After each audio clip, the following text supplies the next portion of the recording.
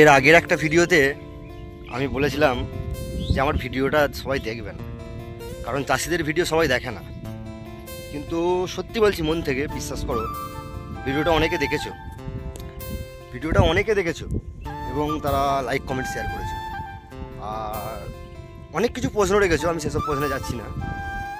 তবে এটা হচ্ছে নদীর ধার কুল, হ্যাঁ, মানে তোমরা যে প্রশ্নটা করছো আমি বলে দিচ্ছি, এটা হচ্ছে নদীর ধার। এখানে রোয়া হয়ে গেছে ধান, এখানে কোনো অসুবিধা নেই। কিন্তু আমি তারও আগে একটা ভিডিও করেছিলাম, এখনও সেই জায়গাটা, মানে এরপর আমি যে ভিডিওটা দেবো, মানে টাইম, লাইভ লোকেশন সব কিছু দিতে বলো, দিয়ে দেবো। এখনও জলের তলায় সেই জায়গাগুলো এখনও চাষ হয়নি, আর সেই জায়গার বীজ সব নষ্ট হয়ে গেছে। তো মানুষ বীজের জন্য হাহাকার করছে। আর চাষিদের আগে বলেছিলাম না যে চাষিদের কষ্ট মতো চাষিরাই বোঝে, কারণ চাষিদের কষ্ট যদি মাঠে এসে তুমি সেই কষ্টের কথাটা এসি ঘরে না বসে যদি বলো, তোমার চোখ দিয়ে জল এসে যাবে। তো সত্যি করে জল এসে যাওয়ার মতো ব্যাপার আমি দেখাচ্ছি।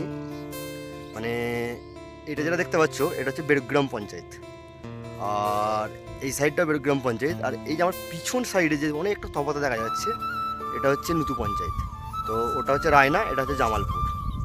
তো আর কিছু বলবো না, তোমরা অনেক ভালোবাসা দিয়েছো, তো তোমাদেরকে অনেক অনেক ধন্যবাদ ভালোবাসা দেওয়ার জন্য। তো ভালো থেকো।